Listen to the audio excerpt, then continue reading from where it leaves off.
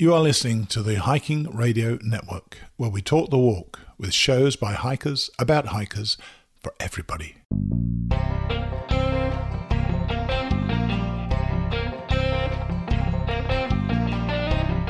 This is the Hammock Hangers Podcast, where we hang out and talk about everything from hammocks and hammock camping to the group hangs from around the country.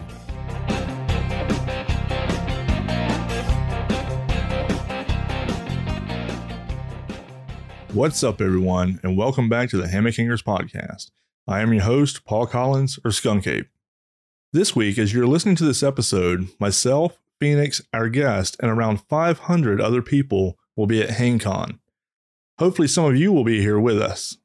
And if you are, make sure to come up and say hi. Our guest this week is another legend in the hammock camping world. I'm pretty sure most of you know of him and have probably even given him your credit card numbers at least a time or two, like myself and AJ. I'm talking about none other than Thomas Ressler, or also known as Dutch. Pheonix and I both have a chat with him to find out about his AT through hike, how Dutchware Gear got started, and about what we can expect from him in the future. He actually tells us about some new gear that he is going to be releasing while here at HangCon. We also hear him tell us some first-time news about some changes in the company. So let's not wait any longer and get on with our chat with Dutch. All right, everybody. AJ and I both are here today to interview our guest this week. Our guest this week should really need no introduction. He is another one of our legends in the hammocking community. I am talking none other than Dutch from Dutchware. Hey, Dutch, how you doing this week? Doing good. How Awesome. are you guys doing? I'm doing pretty good. Doing pretty good. Little chilly here in Florida this morning, but yeah. Well, I mean, chilly for us. I mean, what's the temperature up there in Pennsylvania? Actually, we've had a warm spell. We've had 60s this week. Really? Oh, okay. Well, that's our nice weather down here. So, all right. Well, let's go ahead and just jump right on in, Dutch. I'm going to ask you the same question that I normally ask all of our vendors that I interview and everything. First question I always ask is, when did you get into camping, and how, why, and when did that lead into hammock camping? I did a little bit of camping, say a little bit when I was a kid, then a little bit more when I was 18. But I hadn't hiked more than 40 miles until 2003 when I decided to thru hike. Okay. And when I was doing research for thru hiking, someone suggested getting a hammock. And back then all you could get is a Hennessy or a Clark, and I chose a Hennessy. Okay. All right. And that's what you done the whole trail with, correct? Yeah, as a matter of fact, my first full night in a hammock was on Springer Mountain. Really? So you didn't even try it out before then or anything? Or I tried it a little bit, but I never really had the time to get to spend a whole night in it. Wow. Like to live life dangerously. I know, right? You are committed at that point. And when you're down there in Georgia, you feel so far from home. Yes. Yes, you do. Holy crap. I couldn't even imagine. Because I remember whenever I got mine, I made sure to spend several nights in it to get used to it and everything. Oh, my God. Go straight out. Oh, that is funny. So it wasn't even a well-proved out shelter at that point. There was almost nobody on the trail with a hammock. Yeah, because that was the early years. Because you said 2003, right? Yep. Holy crap. So did you have an underquilt and everything? Or, I mean, really, underquilts weren't even popular back then. No, actually, while I was thru hiking, the original Jacks from the Jacks Are Better were doing a 500-mile section. Okay. And we bumped into each other. And I remember another hammock camper called Two Dog Night was talking about how she needs a bigger tarp and better insulation to this older gentleman who was listening to her intently. Totally forgot about the conversation. Years later, I realized that was Pan from Jacks Are Better, or Jack Tier. Right. And he was coming up with making Jacks Are Better when all I was doing was thinking about hiking. And And he was the original inventor of the underquilt, really, certainly the first commercial one. Really? Okay. Wow, what a That's small pretty world. awesome. I know, It right? was neat to see that conversation take place. And then years later, it wound up being, well, an industry. Right. That's You pretty neat. experienced hammock history. Wow. So yeah, you've been into it since the beginning here. That's awesome. So it was a good, it was a good 4 or 5 years before underquilts came out. After I through hiked. So what were you thinking, like a pad for your installation?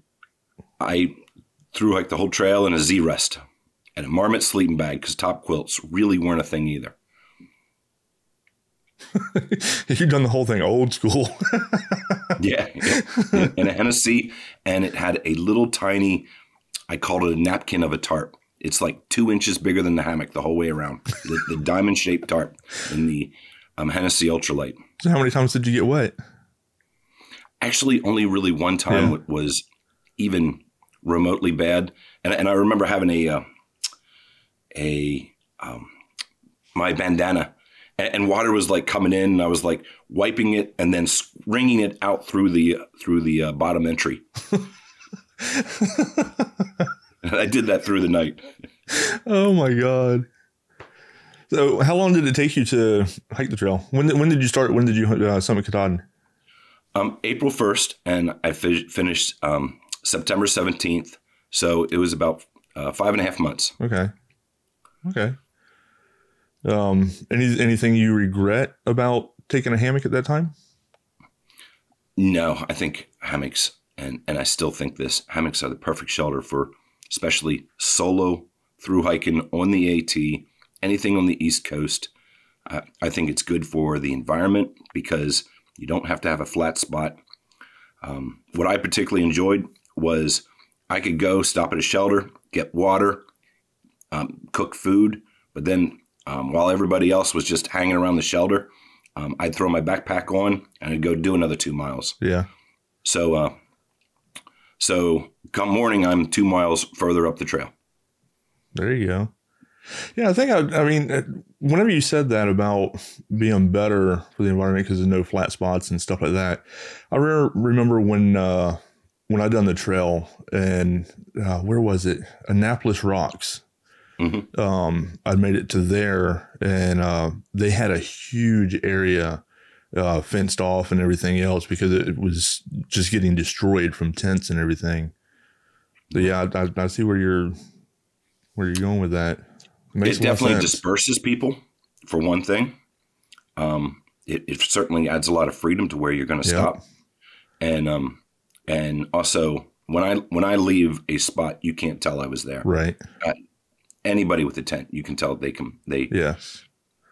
Very often they even change the ground. You know, they're moving rocks, right. They're digging up roots and and you'd be hard pressed to have multiple people come in, you know, back to back to back and put a 1-inch tree strap in the exact same spot every time. Yeah. Yeah. I think, you know, the big thing with, you know, people talk about, hammocks hanging from trees, it hurts the trees and the environment. And not a lot of people talk about like the damage that repetitive overuse of like tents and things like that can affect the environment as well. Yeah. I mean, I think the only time that a hammock will is if somebody's using rope instead of a webbing or something. Putting like you can always tell a designated tent site. Yeah. Oh yeah, absolutely. Actually, they make them good for hammocks because they clear the underbrush so much. Yeah, right. I heard that. So let's see. When was it that you decided that you wanted to get into the business of making because I know you started off making just the Dutch bling, because I remember, I mean, anytime that I would get a hammock, I would buy a hammock and my next order was straight to you, you know, so I could change out the suspension and get the Dutch buckles and the clips and all that stuff. And I remember that, you know, that's what you started out with. And then I remember your transition to, you know, how you are now, the more, you know, one-stop shop for anything hammock related. So when did you decide that you wanted to even get into making a business? Well, I'm going to back you up a little bit, okay, because it was, I was doing DIY. Okay. Hammock forums was the source for hammock camping. Yeah. Facebook wasn't anything. And Hammock forums was a great resource, and a bunch of like-minded people that were making gear. And I could go on there and say, where can I get 2-inch Velcro? Where can I get 2-inch webbing? And great people, Grizz would be on there. War Bonnet Guy. I always wanted War Bonnet Guy to answer because that dude was so smart. And it was totally, it then became my hobby. It was an extension of going backpacking, was making backpacking gear. And I really enjoyed sewing things up, posting them, and getting all the likes and everything that you get and all the accolades. And then people started becoming vendors, and I saw it ruin the DIY crowd. Nobody wanted to share their ideas anymore. So there was this period of time where I was anti-vendor. Okay. And people always wanted to be like, hey, could I buy that? And I'd always be like, yeah, I put so much love into this. The last thing I want to do is put it in an envelope, mail it away, and never see it again. So I'm not done showing it off. So then I built a piece called the Bridge Skin, and it was bridge hammocks. People were just developing them. XR Better was coming out with their Bear Mountain Bridge, and Grizz and TD were especially involved in everything bridge hammock. So I figured out a way to turn a bridge hammock that folds up into a backpack. Basically, it was a gear skin backpack. Okay. And it was, it was my Michelangelo. It was my Sergeant Pepper. It was really beautiful. It rolled up on the sides and it folded up and it held everything. It was really impractical. It took me forever to build. But I wanted to make a lighter version, so I decided to make this aluminum clip that went on the that went around the tree. And it was, I made it out of scrap aluminum that I found at work. I did it with a Dremel, a hacksaw, and a file. Wow. and I still have it. It's really, it's the ugliest piece of junk. And I'm showing off my bridge skin. I'm so proud of it. And Tim from 2QZQ was at Maha. Okay. And he just keeps fixating on this clip. And he's like, we should sell these. Meanwhile, I'm like, no, I don't want to sell things. And he goes, well, then I'm going to sell them. I go, no, that's the whole point. I don't want to commercialize. So I finally agreed that I would do it if we did it for charity. And my charity at the time was Meals on Wheels. Okay. So for a solid, year and a half, maybe a little bit longer, we went and we would get them cut. We put them on hammock forums on a group buy, not knowing we were really going to make them. And they sold 400 pair in like an hour and a half. And we were like, oh my goodness. So we turned it off. What have we done? What have we done?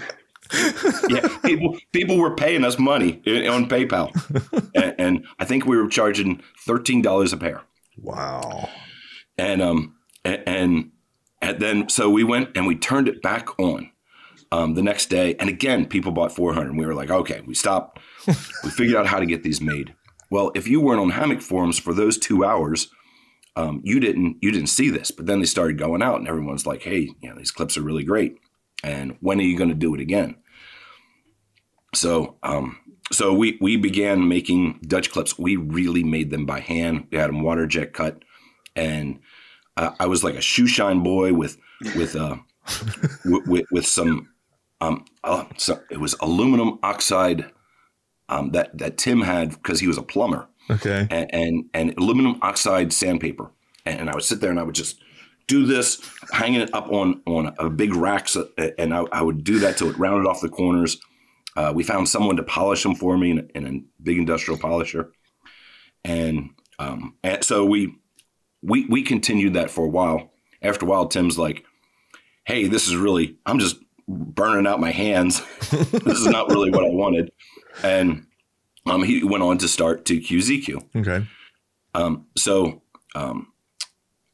my employer started to get on my case about making Dutch clips, and they really felt that I was investing too much of my time on making Dutch clips. So after going around a couple times, calling me in the office, and they withheld my Christmas bonus from me, $1,100. Wow! I remember him. He said, "See this? I'm not giving you this $1,100 check." And I said, "Rick, why didn't you make it for $1 million if you weren't going to give it to me?" But I decided then that I was going to go and make it a business. So I went and I bought a little piece of titanium. We're talking, 2010. We didn't even know if we could cut it on the water jet cutter. It was the first time we have a local, he's a farmer with a water jet cutter in his barn. and he's like, that sparks when you cut that. When I cut it with water, it's sparking. Really? I'm still with him. Actually, I would say I'm with his son. He has left the business to his son. Now they own I think 6 or 7 water jet cutters. Okay. And that is their primary business. But but that was really, so the metal hardware then became kind of my thing, and made the tarp flies and I made the hookworms, and it's kind of history from there. Awesome. So was it hard to come up with the designs for all the different clips and doodads and everything else? I mean, what was okay, a minute ago you mentioned that about your employer said you was, making too many, clips and all this. What were you doing before Dutchware? I mean, what was your job? I was working in injection molding. Okay. One of the primary things we made was batteries. They had a tool and die shop. Okay. I wasn't a tool and die shop, but they had some scrap aluminum that I found, and I was third shift supervisor. Gotcha. In a factory of 50 people. Gotcha. So, I did that for 10 years, and until about 2012. Okay. All right. So, it did give me some opportunity to play, but to come up with the designs, this industry was totally void of anything. Right. People were literally buying tablecloths and turning them into hammocks. The am steel really wasn't being used. Whoopee sling hadn't been invented. It was climbing rings. People used climbing rings for their suspension, and tying knots and things like that. So Night Eyes was kind of the go-to place there, and I thought that I could do better than Night Eyes on keeping things more in line and making them smaller, and so that's it really. It was an easy void to fill because there was no innovation in the industry at all. It was brand new. Right. Okay. You got any certain questions that you want to throw in right now, AJ? I mean, I got a list over here, and I know you got a list. Yeah, yourself. I got a list. So let's see. So we talk about your job. So what has been your least favorite job that you've ever had to date? Oh, I was an electrician for a while. I know, it sucks, don't it? Oh man, that is hard work, and it's up on the top of ladders pulling conduit. Oh my God. Don't even get me started on that. That's the job I left to go hike the trail. So yeah, I can see that. I've been doing it for 33 years. Yeah. Okay, so what is one thing that I guess Dutchware as a company has done that you did not expect?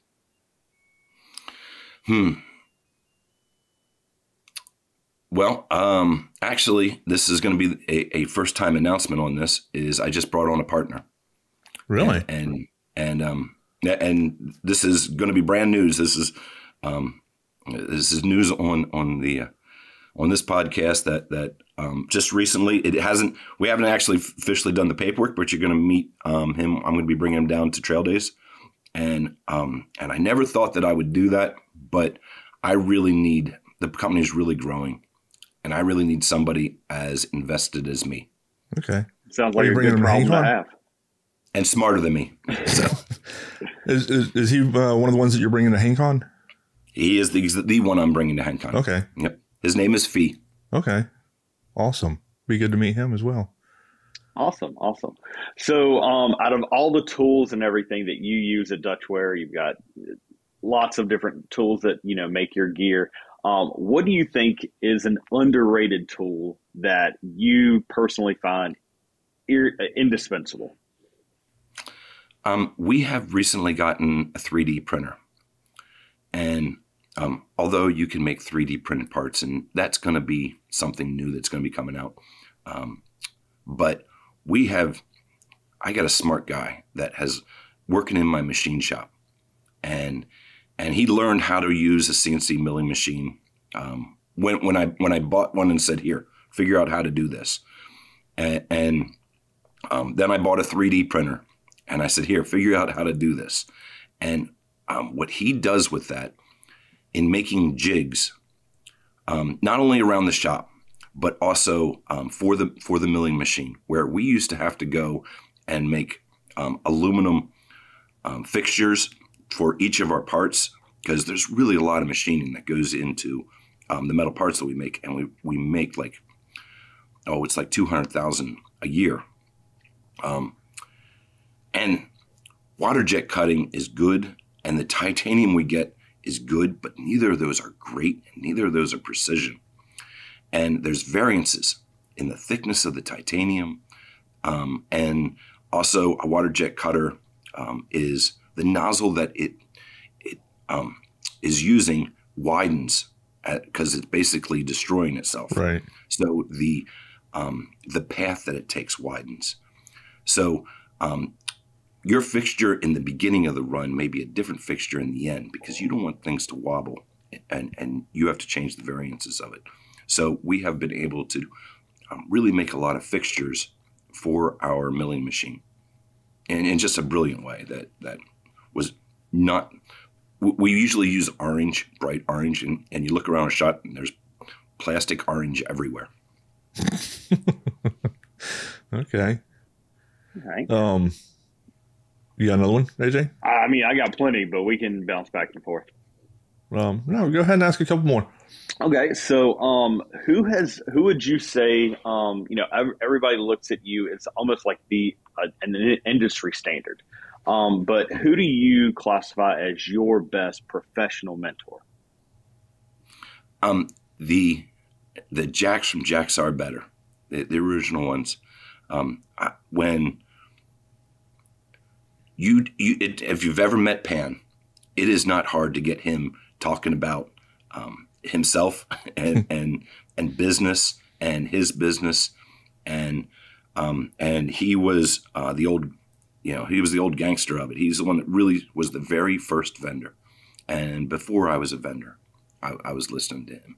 So he's taught me a lot. He used to be a supply chain in the Army and an engineer of some type doing supply chain. You'll notice Jacks Are Better are never out of stock of quilts. Everybody else is trying to get caught up. Jacks Are Better are always ahead, and logistics and things like that. So when you see Dutchware being able to ship really fast, it's because I learned a thing or two from Pan. Okay. You guys do crazy shipping.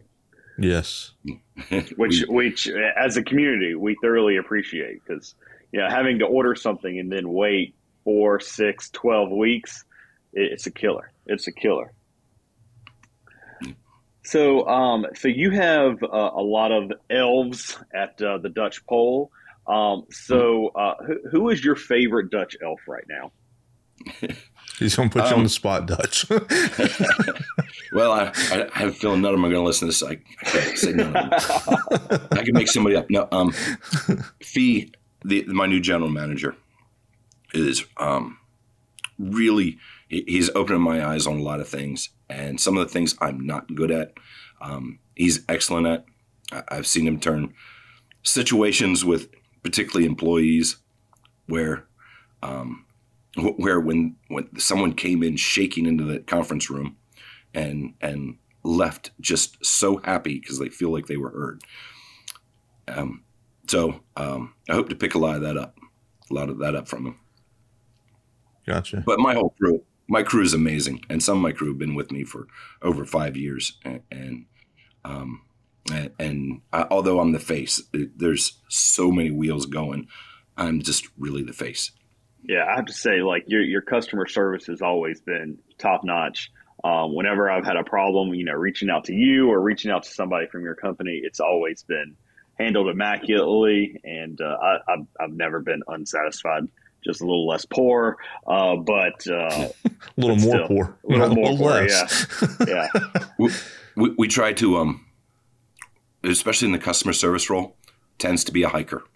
That has to be the qualifications, because they're talking to hikers. And I want someone that's really, you're really using the gear.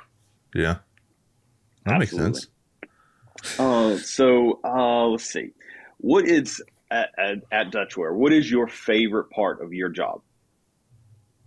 I am R&D. I love developing new products, and right now is a good time for me because this is like our slow period, and I feel alive because I'm bringing products to market, and the things that I thought about all summer long, I finally get to turn into fabric or turn into metal. Awesome. Yeah, I can totally relate to that. I had an epiphany the other night, and it just happened to be like 4 a.m. and I'm splicing this and doing stuff like that. So I can totally understand the drive having something that you have in your mind being put into actual product. It's thrilling. So what would be your least favorite part of your job? I don't think I'm very good at dealing with people. And when we get into technology, when we start having to look at the back end of a website, even when I'm in meetings on it, I drift off. I have a hard time with really appreciating what's going on there. Gotcha. Now, you talked about your AT through hike, and that's really cool. But you just picked up another hobby in the last few years that I find really, really interesting and something that I really want to get more into, and that's bike packing. So tell us about your bike packing adventure, and how did you get into it, and what's your time with bike packing has been like? Well, those two go really hand in hand, but Adam from Hammock Gear and I, we actually, I'm wearing his shirt in case you watch Adam. We had done many hundreds of miles doing pieces together, and they really, I mean, it's the same gear. It's just you go faster, and I have done almost from Kansas City to Washington D.C. And I'm thinking that I got about 2 more years to get from Kansas City to LA. And then I've done a transcontinental bike ride is one of my goals. Awesome. So which do you prefer? Do you prefer bike packing or hiking? The vessel you take is really not that important. You can have a great adventure in a car. And I love going out west and doing a day hike, and I have a rooftop tent, and I get some flack on that. I'm like, why aren't you sleeping in a hammock? I'm like, there's no trees. And you can have a great adventure going on a day hike down in Florida. I just got a really great off-road skateboard, electric skateboard that it's the vessel that you take really doesn't matter that much. I just like adventuring. Okay. Gotcha. So, you're very involved with the hammock community. You go to a lot of hangs. You've always been a great supporter of HangCon. You have, Maha, of your way trailheads. So who are some of your favorite people in the hammock community? Okay.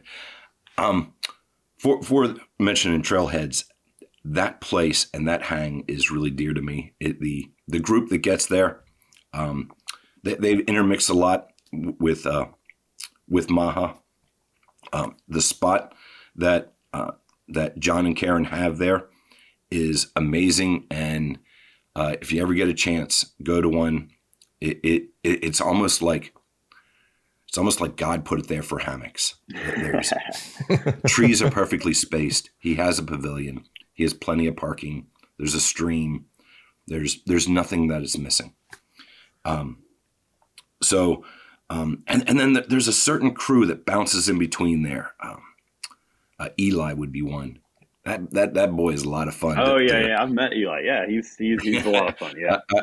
I was trying to talk him into getting down here to HangCon, but the crew that bounces in between those two, I've certainly gotten very close to, and also the Nova Hang, and I haven't gone very recently, but the Niha group, that whole area, I can't go to any one of those hangs without knowing 40% of the people, and I'm very hesitant to name somebody because I'm going to leave somebody out. Gotcha. Yeah, we're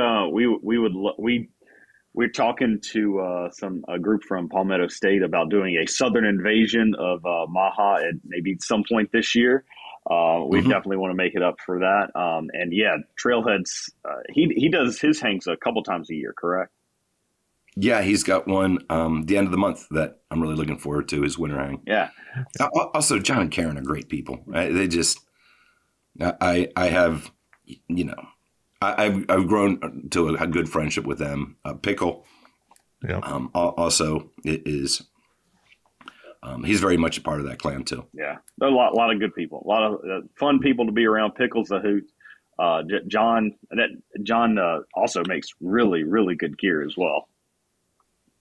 Yeah, actually, the whole industry. You got Jack Sarbetter, you got Crow. I mean, I really consider these people very close friends. Yeah. They're certainly not competitors that we are. We are competitors against Asia as far as I'm concerned. Gotcha. All right. So, Paul, you want to ask a few of yours, and I'll come back to some of mine. Yeah. Let's see. So, when you are out using hammock gear, hammock equipment to as your shelter and everything, do you mainly use stuff that you make, or combination of a little bit of everything, or what? Yeah, I'm always going to use what I've got, and mostly I'm trying to test something. I'm going to use that opportunity to use my own gear. All right. And so it's a good opportunity for that. Okay. So now, out of the hammocks that you make, like the Chameleon and the Clark now and all those, do you have a favorite that you use more? I always grab a Chameleon. Yeah. It adapts to your environment. So whatever hike I want, I have that. So I go winter camping, I got the perfect hammock. It's a Chameleon. Okay. I know AJ and I have been keeping it hush hush, but I also saw yesterday, I think it was yesterday, the day before, you released a new video on Facebook showing something.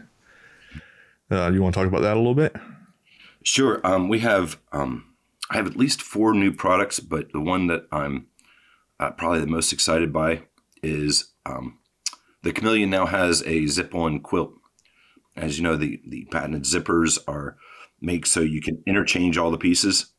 And we collaborated with Jack Sarbetter to, they produce a quilt that zips on. You can change it out. There's going to be 0, 40, and 20 degree quilts. But the way it fits is perfect because it's part of the hammock and it's not slipping off your shoulder. It's not winding up beside you. So that is going to be one of my main focuses while I'm down there. Okay. No air gaps. And this is all down insulation, or are you using any of your up insulation? We have discussed the up insulation, and it just keeps not making sense that we go with the up. And I think we're going to stick with the down. But who knows? Yeah, there's definitely been a lot of advances in that kind of down water repellency in the last few years. So, yeah, absolutely. Gotcha.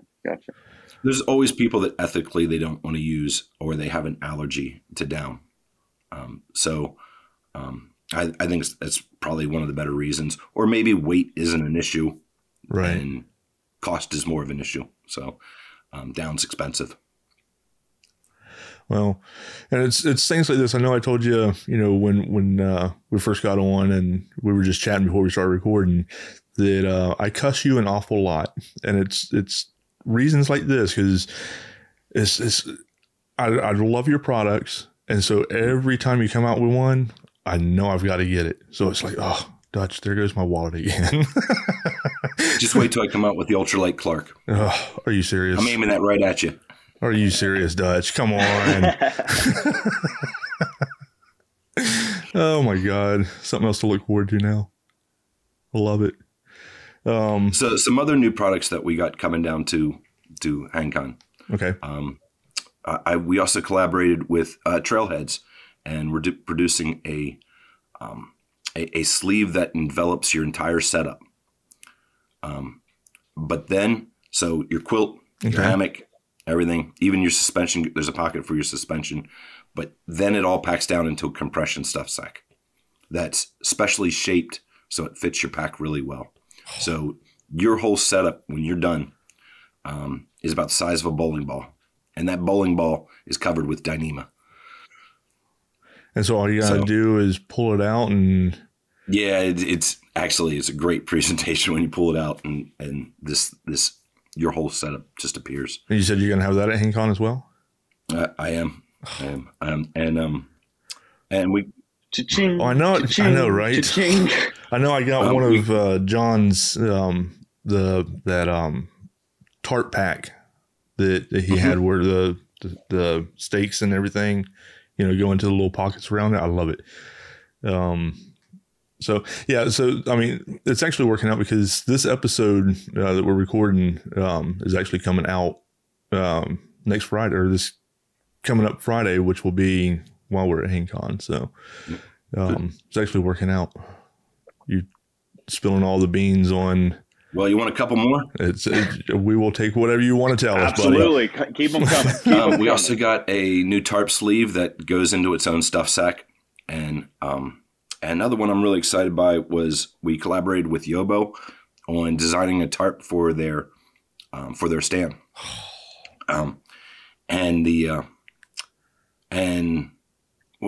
When we did, we really feel like we nailed this, and we came out with something that not only works with their stand, but works without their stand. And it is a side entry tarp. So we took our bonded tarp, our bonded winter tarp, and basically we put a door in it with a porch that goes over that. So you could have, you can have the doors open on the side and have the porch out. Or if you want to batten down the hatches, you can go and close it all up. And there's plenty of room up under it and everything? Yeah, we use it's our wide winter tarp. Okay. And you can use it with or without the internal pole mod. Okay. With the internal pole mod, I mean, it's basically a big tent. Gotcha. If I put one of those things for a stovepipe to go through, I've made a hot tent. So is that a plan? No. Hot tents scare me. As a manufacturer, hot tents totally scare me. Speaking of your bonded tarps, what a great industry innovation. And I would see that as probably a new industry standard in the next couple of years, eliminating a lot of that sewing, a lot of the need for seam sealing and things like that. For those of you that don't know, our HangCon crew got a bunch of HangCon specifically designed tarps from Dutch. Dutch, you did an amazing job on those. We all really, really like them. But the fact that I didn't have to go through and seam seal all the seams and things like that, and know that, everything is just going to be together forever. It's a really nice tarp setup. That same tarp is going to be also our raffle prize. Oh, awesome. It's awesome. We'll be having some lucky person will win a HangCon bonded tarp. Yeah, we're hopefully planning to set all of ours up in a sea of HangCon tarps, and it was so funny. I had just bought the Florida tarp in just a regular hex, and I'm really good friends with Juan, who took the picture that made that Florida camo. And ever since he had his first one, I said to myself, I have to have this tarp. And so I get it, and literally it was less than a month later, we were out camping together, and we all had the conversation, hey, we should get HangCon tarps. And so I remember that night. We decided on that pattern. And so now I have two of them that I have to decide. And we went to, I think it was Fall Sprawl. And I totally thought that I had my HangCon tarp, and I go to, there's no logo. Shoot. So I grabbed the wrong tarp. So, but I had mine though. I had your back. No, we actually were really, it really took a lot of R&D and a lot of testing to make that. And well, I think you'll agree. It came out perfect. It's actually, the bond is stronger than the fabric itself.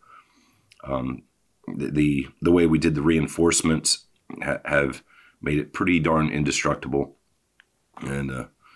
And we're really proud of that one. That one, we call that last year's innovation. So absolutely. So in terms of the building and things, is it a lot easier to produce a bonded tarp versus a sewn tarp? It is a little bit more time, and it's a little bit more money. The adhesive costs more than grosgrain. And when people are putting grosgrain up along the ridge line, you do that with a special folder, and that's done really fast. Whereas the bonding, you have to, there's some hand pressing in it, and then we have a machine that we put it through to really crimp it down. And they raised the price of the bonding agent 20% this year. Oh, shocker. I can't imagine raising the prices of anything. I know, right? So what is your favorite style of camping? I know you said you like doing adventures and things like that. But what is your favorite style of camping? Well, I guess backpacking has always been near and dear to me. And of course, hammock camping, I'm going to be pretty partial to. But I am fond. I feel like I've done the East Coast. And I love going out west. Any place new. The Pacific Northwest, I've been trying to get more to. Really enjoyed Idaho. I spent a long time out in Idaho last year. And it is an amazing place. It is like the Rocky Mountains without people, and lots of wildlife. Wherever you go, there's elk and antelope and things like that. So I try to get out west 3 times a year. Okay. Yeah, we were both out west, very close to each other this past year. Yeah, I think I remember that. So that was a few months back. So do you like do you like and do a lot of winter camping? Yeah, and it doesn't really faze me that much that it's winter. Okay. Mostly because I got really good gear. So I have no shortage of quilts in my closet. So as long as you stay warm, winter's just gorgeous. And also avoid people. Yes. Even at negative 40 degrees? I don't do negative 40 degrees. That's not winter. That's just has a quilt. So if you could hang anywhere in the world, where would it be? Oh, I want to go again to Asia. I think Japan. I plan on going to Japan. This they have a hang out there that is a chameleon only hang, and I missed it this year because they kind of shut down for COVID. But chameleons are actually very popular in Japan, and Japan is our third biggest country after United States and Canada. It's Japan. So I really like Asia, and I really like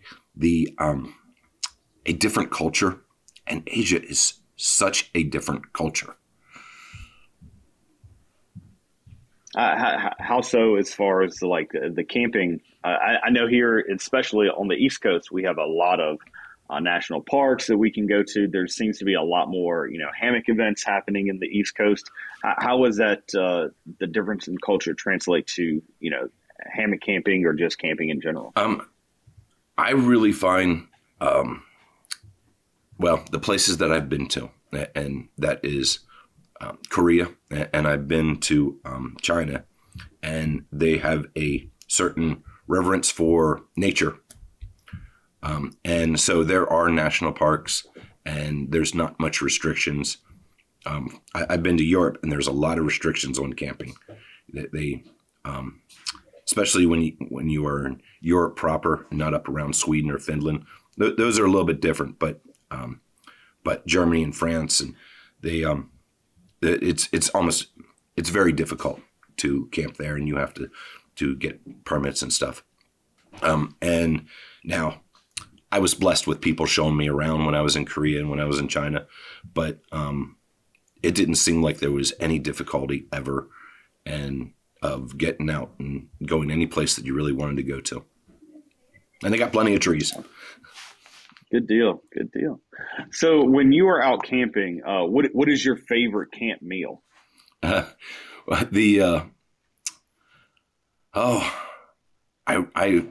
I thru hiked, I lived on bagels, and I did bagels and cream cheese and mustard and salami and cheese. And I don't do that so much anymore. I really like to make my own DIY stuff. Which actually we just purchased freeze dryers. We want to start getting back into. I saw that post the other day. Yeah, we want to get back into freeze dried meals. Those are the harvest rate freeze dryers too, aren't they? Yeah, that's really like, especially if you're going commercial. Yes, it's like the only thing that's really on the market is the harvest rate. I've got one coming myself. For better or for worse. There's a lot of people that have maintenance issues with them stuff, but they do the job. Yeah, they take moisture out of your food and keep it fluffy. So I have all that experiment that I'm doing, and have always done, because I've always had the freeze-dried meals. So I kind of like to be a little bit DIY on that and make my own spaghetti sauce that I just add to a ramen. Right. And that type of thing. Yeah, I'm actually got one coming to me here soon. Also, that I'm going to start doing my own freeze-dried meals to take with me and everything. You do have a freeze dryer? I got one coming, yeah. Very good, very good. Yep. I'm also a big fan of taking steak your first night out, taking some frozen steaks and cooking some steaks up on the fire that first night out. Okay. Do you have a long trail that you haven't hiked yet that you want to hike? Anywhere in the world. The PCT seems so daunting, so difficult to do in a hammock, and yet so gorgeous with the high peaks and stuff. The John Muir Trail.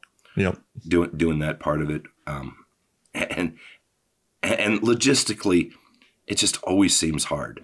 So it's kind of like on my wish list, but boy, it takes a lot of prep and logistics and knowledge of it. Yeah. Yep. I know I hear every year a lot of people, that are just wanting to do the JMT, just trying to get the permitting and stuff to even be able to do that. Yeah. I'm not a big fan when I got to get permits, because I'm never that patient. Right. Yeah. I mean, that one's on my bucket list as well, I think. I got a lot of them on my bucket list. What else you got, AJ? So when you're out camping or, just in the daily day-to-day life with Dutch, what is your morning routine? I don't drink coffee, and I get up early and I try to throw on that pack and get moving so I get warm. And if I'm camping with other people, I try to get them up early too. So I am the loudest zipper opener you've ever heard in your life. Zip! I start rattling things, and you can hear me taking down my gear. And the sun's up. We got to be hiking.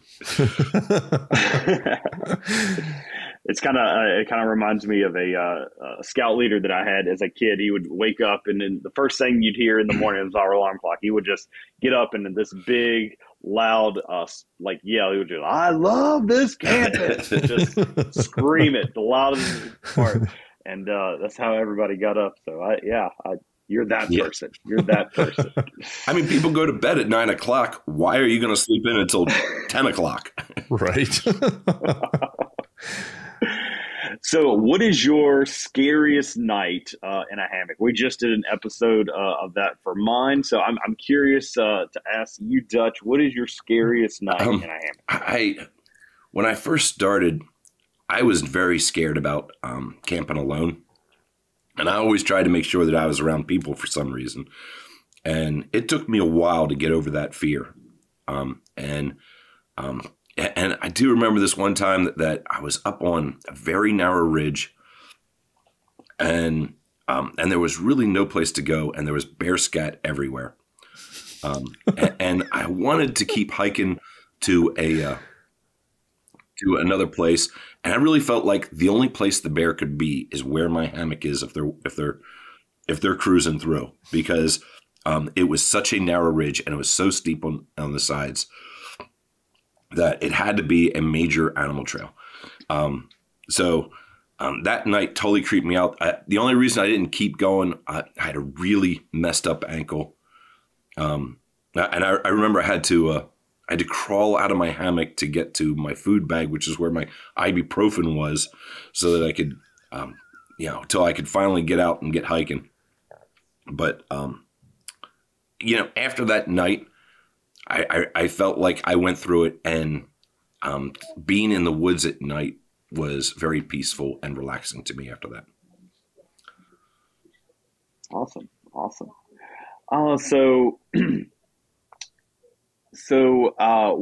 What purchase that you've made in the last couple years has had the greatest impact on your outdoor recreation? I got last year I bought a little transit van. It is very small. It is for one person, but it has made it so I can easily go around this country, stop and sleep, and get to the next park. So it's definitely been a big boom. I'll be driving it down to HangCon. Okay. Awesome. So we all attribute you with like the catchphrase of "thanks everybody." And what would be a quote that your elves at the Dutch poll would attribute to you?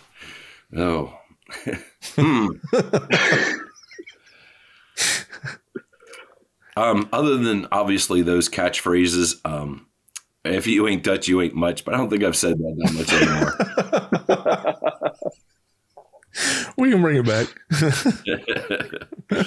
So, I have to say, my favorite Dutch quote of all time is one that probably a lot of our listeners or a lot of people are not familiar with. Is when you hop up and "I've got $3."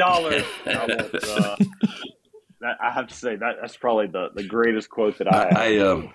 By the way, I brought left, center, right, and there's a couple bottles of whiskey. Excellent. Because Crow's recipe for an old fashioned is 12 ounces of whiskey and an idea of sugar.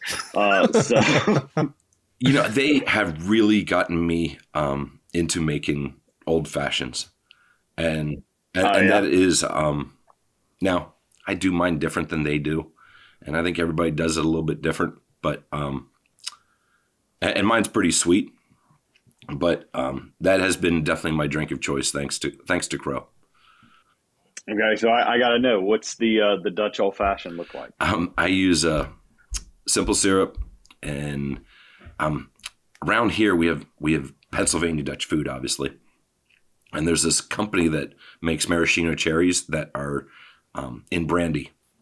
So I use them. I don't use the rind of an orange. I use a whole orange slice. I like to take that all around the glass so that you can taste the orange, and and I like to bitters, 3 dashes of bitters on ice, and then I use a honey whiskey, so it's pretty sweet. Okay. Well, I might have to try the Dutch old fashioned. It's going to be down there, that's for sure. I have coming. I don't know if it's going to make it in time, but I got delivering some little bar kit that I can set up and well, eventually make a fool of myself. Well, I mean, if you don't bring enough, we've got little Ricky. He owns a whiskey or a liquor store, so he's actually doing a whiskey tasting for us, and Sugar Mama and Sugar Daddy from Sugarlands is going to definitely be down there with their plethora of mason jars. Actually, I've gotten really good friends with Greg and Jen from Sugarlands. They're great people. And they're so good people. And they have a camp out. It's not really a hang. Most people are in tents that I go to. And they have become one of my favorite friends. And they do make their own whiskey and vodka, along with their moonshine. Also, I did we did a photo shoot. We have a light booth that automatically takes out the background. So my photographer that we have, he's actually the graphic designer. Someone sent him 8 bottles of whiskey and vodka, flavored vodkas, to have the bottles taken, and we were allowed to keep them. So they'll be coming down to HangCon too. Awesome. What else you got to do? Well, I think that pretty much. Okay, so one more. So I know you're a huge fan of concerts. Yeah. You got a lot of concerts you're going to. I follow that. So if you were going to go to your perfect concert, who is the headliner and who are the 2 opening acts? I really, I'm going to see System of a Down, and it's my second time this year, and that's pretty much. I mean, they are on such my hot list to go see them. There's some older bands I wouldn't mind seeing. Page and Plant play again. That would be fantastic. Man, they're really old. and well, I always had a lot of jam bands, so I always enjoy a Fish concert. So let's put System of a Down with Page and Plant headline, and we'll warm up with Fish. Awesome. If you could have one superpower, what would your superpower be? Oh, I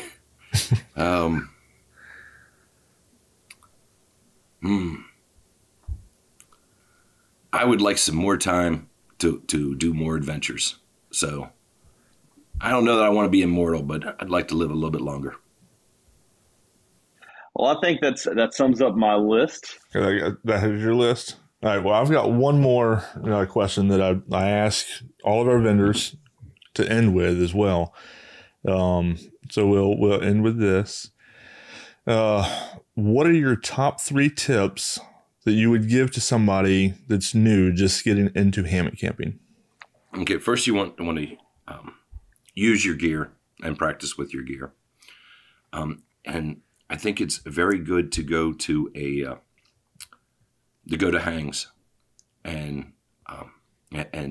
in doing so, if you can, talk to the vendor. Our industry is blessed with people that use the equipment, and all of them, they are fantastic people that take the time to make sure that you are making the right purchase for what you're doing. It scares me when someone's making a big purchase and they didn't talk to me. Lastly, don't hang any higher than you want to fall. What did you squirm for that one on for, AJ? I just think, like, so many times that you've tried to get me to hang in that Cloud 71 material, and I'm just thinking, nope. Yeah, I can't get them to Britt has easily kind of, I mean, I wouldn't even say he really sat in it. He just kind of, put it up under him and kind of squatted a little bit, but I think there was definitely a lot of support happening there as well. It is scary when you can see through your hammock. Yes. It is. It is a totally mental thing. And, like, you're right. You can see completely through it. It's like you're hanging in air. Well, knock on wood. The times that there's only been a couple of times that I have fallen, but they have not been while I was asleep or anything. It's been while I was starting to sit down into it. Something has happened. So it was not a hard fall. I still have not experienced that yet. Luckily, knock on wood. I did get a little bit of a scare the other night, though. You see, I got my chameleon back behind me. Well, in the middle of the night, I was dead asleep, and I guess I turned or something, and my foot kind of rolled across one of the little ridges, where the fabric comes together, and it made a noise. But with me being asleep, all I hear is like a pop. I was like, "Oh crap, this is fixing to hurt." I thought I had done, moved or something, but no, it was just my foot. So I've done a lot of R&D, and I've been dropped a lot of times, and in the shop we're not dropping on nice ground. It sometimes is concrete and hard floor, and people are always like, "Oh my goodness, are you okay?" I'm like, this happens a lot. and people, when they see me get in the hammock, I am really careful, and I'm playing wait on a little bit more. Okay, now I'll pick my feet up, and and it is because I have been dropped many a times. Yeah, I feel the same way every time I get into either my Tensa or my cricket stand, especially the cricket stand. Like, it's, again, the whole mental game. Yes. You just think this shouldn't. How this works is beyond me, and this shouldn't work, but it totally does. Yeah. But it takes a good 5 minutes for me to fully relax. See, I've gotten to where I'm pretty comfortable going into mine. I mean, I do ease into it, but it don't. I mean, it's not something that I drag out or anything. I was trying to talk Warren into getting into that, and he's like, no, and it had been moved and everything. And if you know about the cricket stand, it gets stronger when you lay in it. And that's what I'm trying to tell him. Like, look, man, the heavier you are, the stronger this thing gets. And but meanwhile, the ridge poles had gone down past that point where they're not pushing up, they're pushing down. And I go and I jump in this thing, and this thing just collapsed on me. And I'm like, all right, Warren, you try. Because when that thing goes down, it really goes down. It really goes down. I have some schema for that. So as long as it's set up right, you're good. So, but all right, if you don't have anything else, AJ, we'll go ahead and close it out. Are you good? You got anything? Good. Do you got anything for us, Dutch? I'll give you a big thank you, everybody. There you go. All right, Dutch. Well, it was a pleasure having you on with us. We will see you next week. Yep, be down there Thursday. All right. Well, we will see you, and have a good week. Yep. Thank you, guys. Thanks again, Dutch. Thanks, Dutch, for coming on the show and having a chat with AJ and myself. It is always great just sitting down and chatting with you. By the time this episode releases, I'm sure we will have already heard at least one or two Dutch stories while sitting around the campfire. I can't wait to see all of the new gear you have available, and I'm sure that I will be adding all of it to my collection. If you are enjoying the Hammock Hangers podcast and you want to help us grow, make sure to leave a review on Apple Podcast, Google Podcast, or any other platform that you are listening from. You can also go to the Hiking Radio Network website and click on the Hammock Hangers podcast page and leave a review there as well. Make sure to follow us on Facebook, Instagram, and YouTube as well, and share us with all of your friends. So until next week, happy hanging, everyone.